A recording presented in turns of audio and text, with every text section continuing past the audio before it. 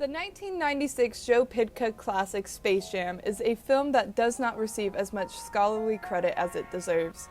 This may be due to Pytka's constant interpretation of, but it was nothing more than a long commercial. This, of course, referring back to the 1992 Super Bowl commercial for Air Jordans that he also directed. However, I believe that when you take a deeper look into the film, you can find very obvious elements of good filmmaking and good storytelling. This is due well in part to the star-studded cast bringing in an audience from almost anywhere.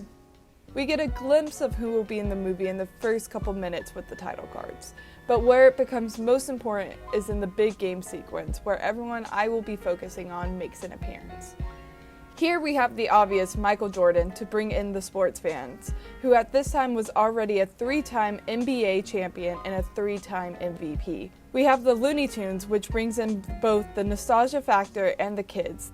The nostalgia factor coming from the fact that the Looney Tunes were created in 1930. And we have Bill Murray, perhaps I could be of some assistance, who at this point in his acting career has already built an audience from previous movies such as Ghostbusters and Groundhog Day. I could have mentioned the characters such as Stan Podolak, played by Wayne Knight, or Swackhammer, played by Danny DeVito, but I wanted to focus more on the importance of the characters who are playing themselves. Never call me doll. While these actors bring in audiences of their own, I believe that the ones before mentioned had gained a following based on them as people, and to see them play themselves rather than a role brings more of a sense of connectedness. And because these actors are playing themselves, they are self-aware of their own star persona.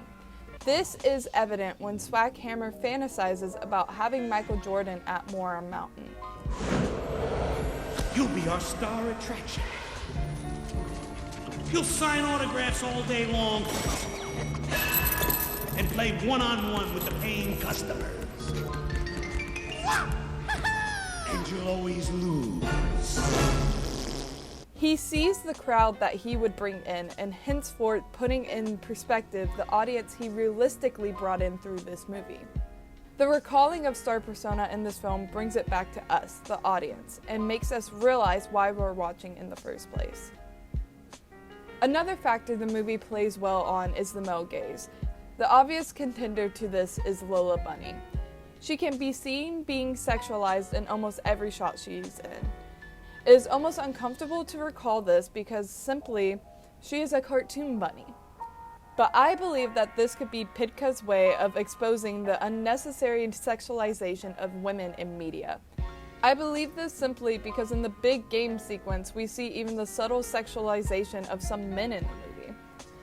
When they are making their first appearance on the court, you can tell by the crowd's reaction the difference of who is appearing. When Lola Bunny makes her way on the court, she is responded with whistles and shots of the crowd's jaws dropping. We see a similar reaction when Bugs Bunny makes his way on the court, but instead of getting this sense of ooh la la, you feel a sense of pride in that this would be the hero. This contrast allows the audience to know that Lola's only quality of interest was her beauty. Another shot this is seen is when Bugs saves Lola from being crushed. This exposes the damsel in distress dynamic. Had Lola been crushed, she could have lost her beauty, which is what makes her who she is. Bugs sees this and understands it, and so that's when he saves her. I will argue, however, that there are glimpses of the female gaze as well. When Bugs brings in the special juice and immediately grows muscles, you almost feel the same sense of ooh la la that you did with Lola. This again could be Pytka's way of exposing how the media uses the anatomy of humans to help profit, aka sex sells. This is especially apparent because he is using the cartoon characters to expose this rather than the humans. However, he has never spoke directly on this and probably doesn't think of this movie as nothing more than a long commercial. I think the beauty in this film is that it is so self-aware on how it's playing on movie tropes that as you watch as an audience member, you forget it. The movie can easily be looked at as stupid and pointless, but that's just the thing. It knows that it is stupid and pointless and will constantly point itself out as being so.